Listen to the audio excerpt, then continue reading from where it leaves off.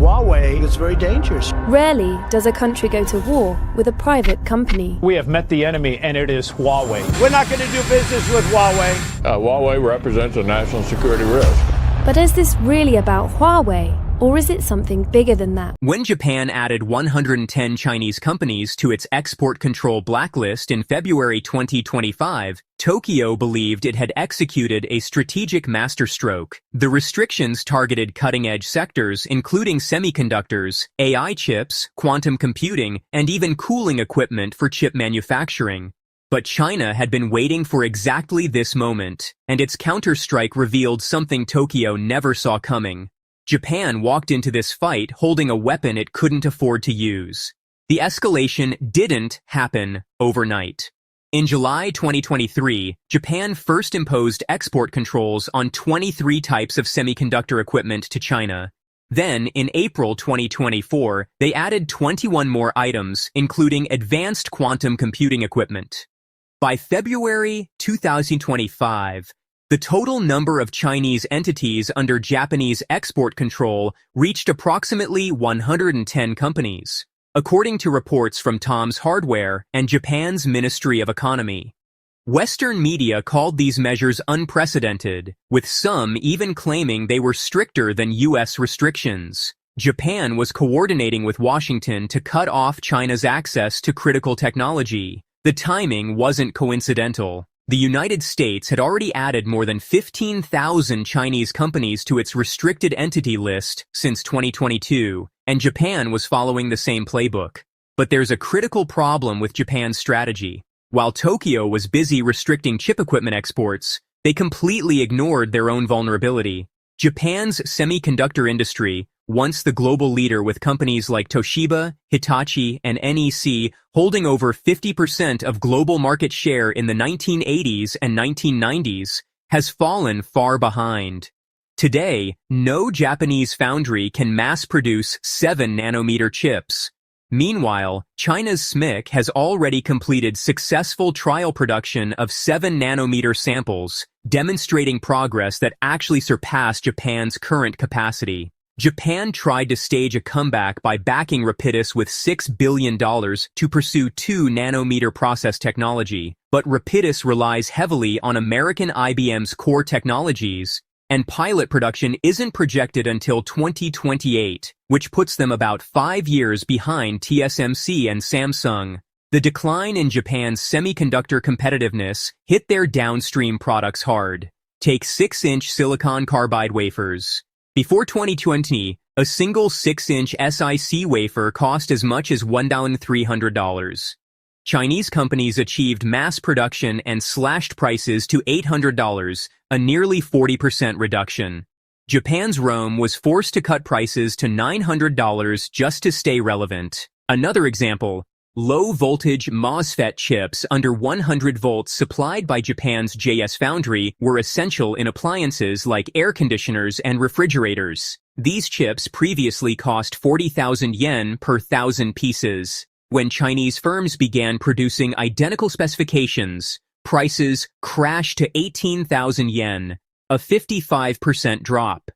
The shift toward domestic Chinese alternatives caused massive order losses for JS Foundry, leading directly to its bankruptcy in 2023. Japan understood that unless they intervened, Chinese advancements would continue expanding market share and potentially dominate the global chip market. But intervention required leverage, and that's where Japan's plan collapsed. Because China controls something Japan desperately needs: rare earth elements. These aren't optional materials. They're irreplaceable in modern manufacturing, and China's response was surgical. In July 2023, Beijing imposed export restrictions on gallium and germanium. In October 2023, they added controls on high-purity graphite. In August 2024, restrictions expanded to antimony. Then, in December 2024, China banned exports of gallium, germanium, antimony, and super-hard materials to the United States. In April 2025, China added 7 medium and heavy rare earth elements to export controls. samarium, gadolinium, terbium, dysprosium, lutetium, scandium, and yttrium. Let's understand what this means for Japan. Historically, about 90% of Japan's rare earth supply came from China.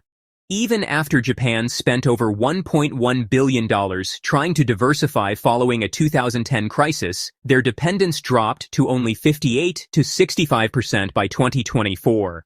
According to Argus Media and multiple trade reports, Japan imports over 8,300 tons of rare earths annually, and more than 60% still originates from China.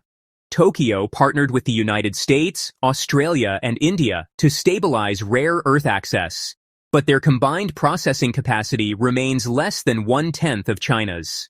Japan also invested in recycling technologies, achieving a 20 to 25% recycling rate for rare earths and magnets by 2024, up from less than 5% in 2010.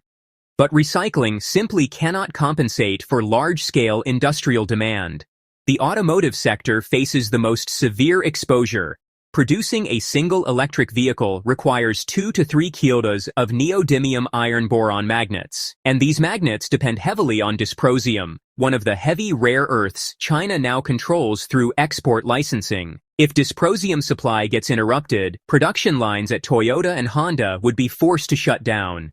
Japan holds approximately 15% of the global EV market. A 6-month supply disruption could erase that market share entirely.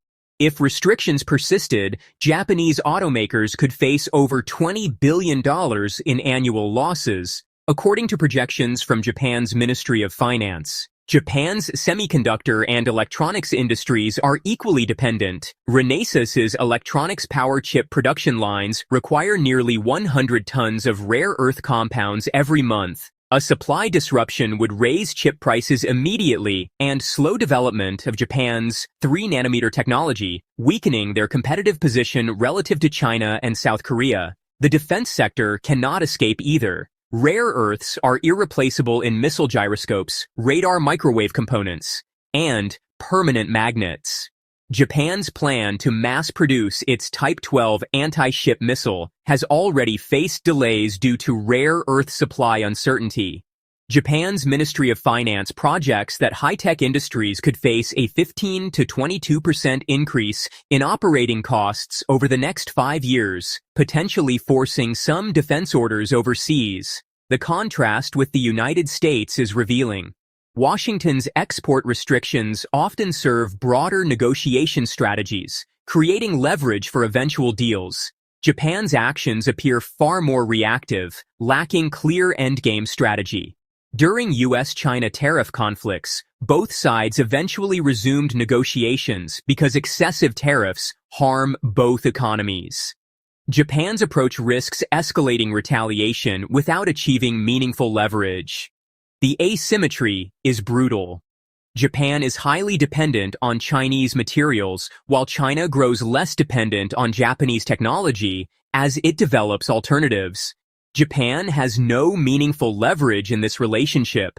Toyota Motor Corporation privately warned Tokyo officials that Beijing could react to semiconductor controls by cutting Japan's access to critical minerals essential for automotive production. According to Bloomberg reports from September 2024, this concern has historical precedent. In 2010, China temporarily suspended rare earth exports to Japan after a maritime clash in the East China Sea.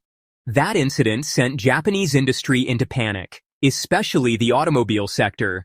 Prices of rare earths soared 10 times in 1 year. Japan finds itself caught between U.S. alliance pressure and economic reality, facing an impossible dilemma between short-term political alignment and long-term economic survival with no easy path forward. But the story doesn't end with Japan. On October 9, 2025, China dropped a bombshell that sent shockwaves through the global semiconductor industry. Beijing's Ministry of Commerce announced sweeping new export controls on rare earth elements, and the target was crystal clear: ASML, the Dutch lithography giant that makes the machines powering every advanced chip on Earth. China controls roughly 90% of the world's rare earth processing capacity. These aren't just obscure minerals. They're the irreplaceable ingredients in the most sophisticated technology humanity has ever built. And ASML, the only company that manufactures extreme ultraviolet lithography machines, depends entirely on Chinese rare earths for critical components. The new rules hit like a precision missile. Any product containing just 0.1% or more of China-origin rare earth materials now requires an export license from Beijing, but it gets worse. China applied what's called the Foreign Direct Product Rule, meaning even if you build something outside China using Chinese rare earths, you still need Beijing's permission to export it anywhere in the world. This is China asserting jurisdiction over the entire global supply chain. Every single EUV machine, these technological marvels, that cost up to $200 million each, contains multiple rare earth compounds that simply cannot be sourced anywhere else at the required purity levels. The ultra-precise lenses that focus extreme ultraviolet light require cerium oxide polished to 99.9% purity. Only Chinese refineries consistently achieve this standard. American rare earth mines struggle to reach even 92% purity. The magnetic systems inside these machines use over 10 kilogallons of permanent magnets made from neodymium, dysprosium, and terbium.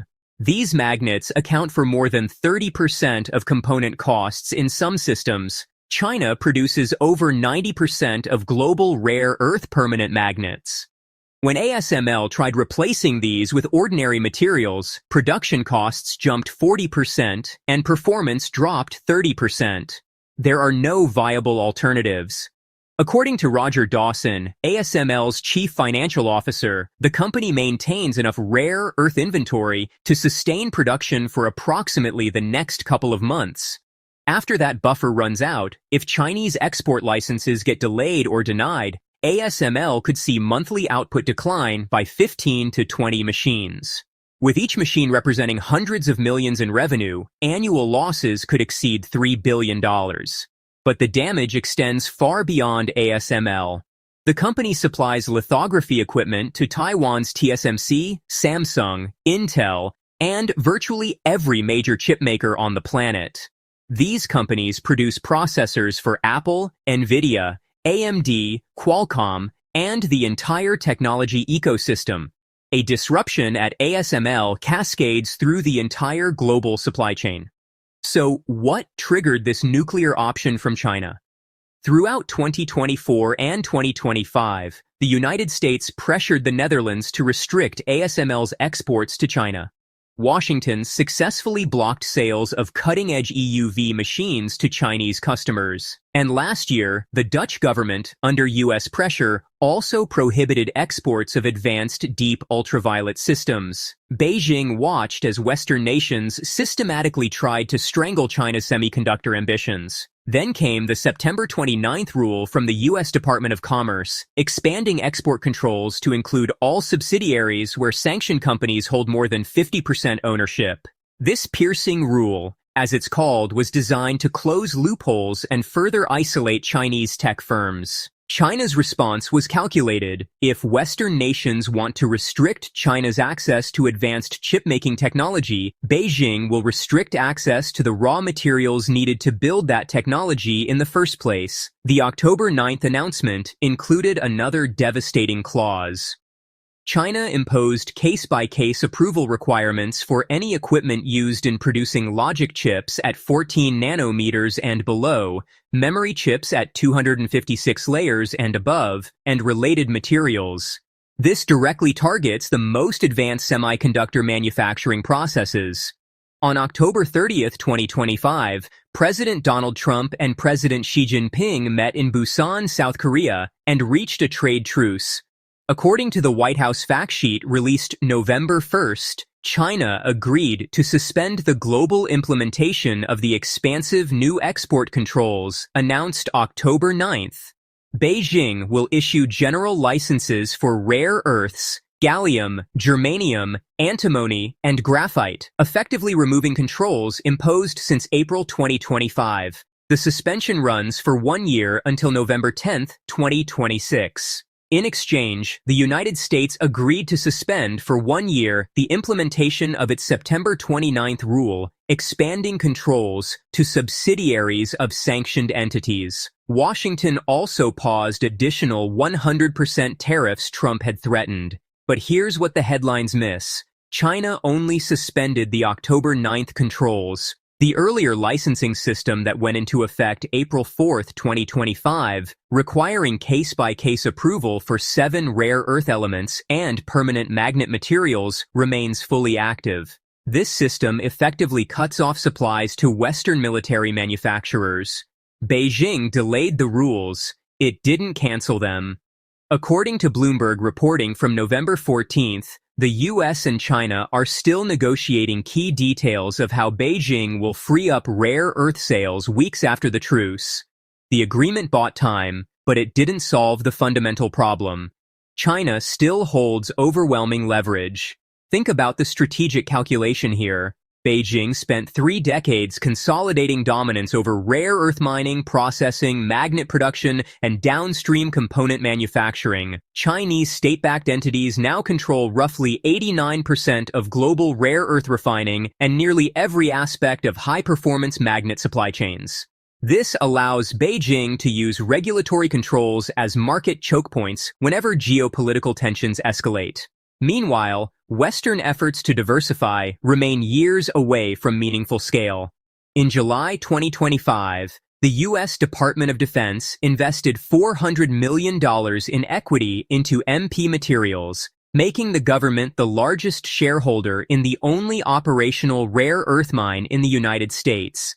The deal includes a 10-year price floor commitment of $110 per kilogram for neodymium-praseodymium products. The European Union faces similar challenges. The EU's Critical Raw Materials Act aims to produce 7,000 tons of rare earth magnets domestically by 2030, but these efforts face years of development. Projects in Greenland and Australia remain proving at scale. ASML deployed $1.2 billion into strategic equity investments to secure supply chain capacity for its high-NA EUV roadmap, the next-generation lithography technology. But no amount of investment can instantly replicate China's integrated rare earth infrastructure.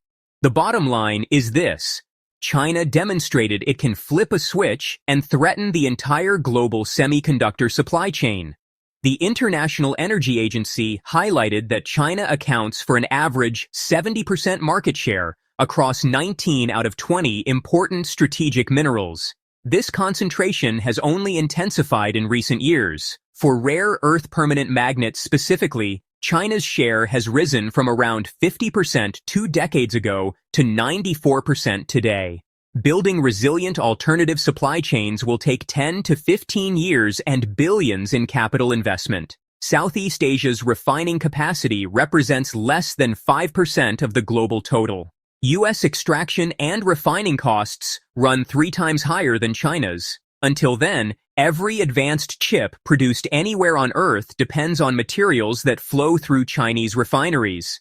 In trying to slow China's rise, Japan may have accelerated its own decline. The 3 fatal mistakes are clear: underestimating dependencies with 60% plus reliance on Chinese rare earths, while semiconductor capabilities declined; overestimating leverage when no Japanese foundry can make 7 nanometers chips, while China's SMIC surpassed them; and ignoring asymmetry because Japan needs China's materials more than China needs Japan's outdated technology. China controls the choke point, and everyone knows it. Whoever controls fundamental materials will shape the future of global technology. What do you think? Is China's rare earth dominance unstoppable, or can the West still catch up? Drop your thoughts in the comments below, and if you want to stay ahead of the biggest shifts in global technology and geopolitics, make sure to subscribe.